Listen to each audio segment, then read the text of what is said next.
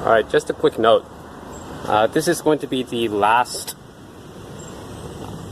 short stories, Kingston short stories that I'll be doing in a while. So this one's going to be for when I was 23. Next one, 24. Well, I'm still 24 right now. Still have a number of months where I'm still 24. So, that said, on to the video. Alright, this one sort of leads from 22 to 23, but I'll go ahead and talk about it anyways. So, I was at this point in my life about 1 year out of college. I was sticking with the game plan of go to school, get good grades, get a good job out of college. And my reasoning behind through college and into these early post-college years was that I was going to save all I could from this corporate job, use those funds, and be able to be financially free for my 30s and beyond. This was a movement popularized and coined as FIRE, Financially Independent Retire Early, which I talked quite a bit about in the Active Temple series, but just a brief rundown. This is what I was doing. And I remember one day in particular, it was during the summer in Reno, Nevada, which gets quite warm, but it's quite sunny like right now as well. I was working behind my desk as an accountant, typing away at the computer, crunching numbers. And I remember my office, or small office, they had really big windows that where you could see outside. And me, I didn't like to sit down in my desk. I had a standing desk so I could look over those cubicles, look over my cubicle. And I glanced outside, started looking outside. It was a beautiful day. It was sunny, the trees outside, the wind was blowing on the green leaves. And began wondering, this game plan will involve me sacrificing my 20s so that I can have some maybe goal, maybe reward in the future, where there is no guarantee that I'll actually achieve it. Perhaps something will happen so that this neatly structured plan that I had just won't work out.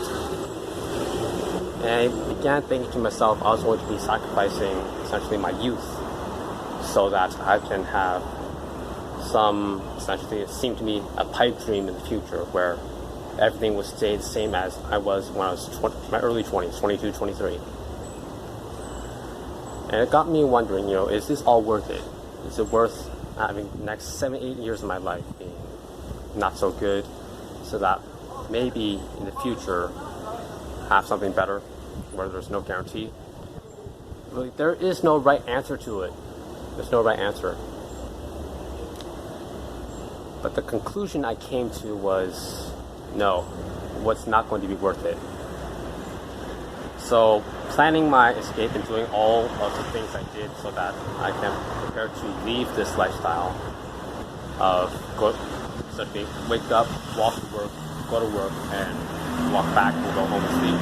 Do that every single work day. I already talked about how I transitioned away from that in one of my Active Temple videos, which one was it? It was the one about how I afford to travel with no income, which was number 6, I believe, in that series, or 6 or 7, I don't remember off the top of my head. Anyways, so I already talked about that, I won't talk about it again. What I will do is fast forward to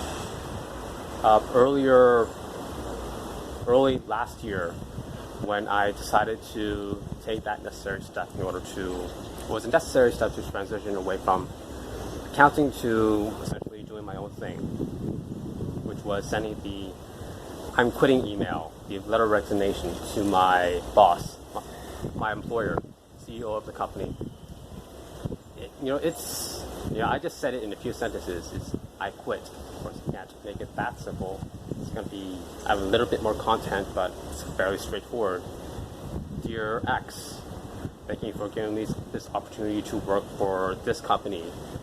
I would like to inform you that effective this date, I will no longer be working here If you need anything from me, anything at all, please let me know. And thank you again for giving me this opportunity, so on and so forth. That's essentially what you say in a letter of resignation. But what I decided to do is to make things very complicated. I spent so many evenings researching how to write the best letter of resignation. I was typing, retyping it, drafting it again and again and again. And eventually, when I finally had something that I thought was suitable, which really didn't have to be that complicated, I remember next step was actually sending the email to my boss. I remember it was a Saturday weekend, and I had it all typed up, wrapped on Gmail. I was hovering over the send button, doing this for hours, just pacing around, not wanting to pull the trigger, because I knew if I did that, essentially I'll be throwing away all the common knowledge that I grew up with, that everyone grew up with. Essentially doing something that a precious few are willing to do. Sacrifice all their comfort, security, the luxuries of doing what everyone else is doing. All of these are all away.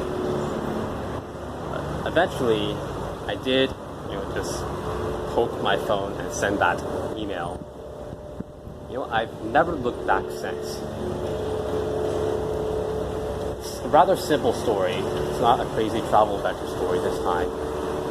There's a key lesson behind it. I found that the things we fear the most, those are the things that we like to overcomplicate, whether it be planning too much, not taking enough action,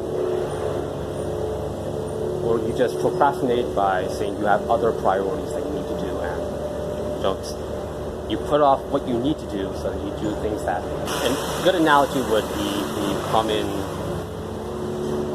analogy goes making mountains out of anthills. Oftentimes these are just mental barriers of when you think something is very difficult, like literally you're just poking your phone, typing up a few words, poking your phone, send off an electronic piece of mail.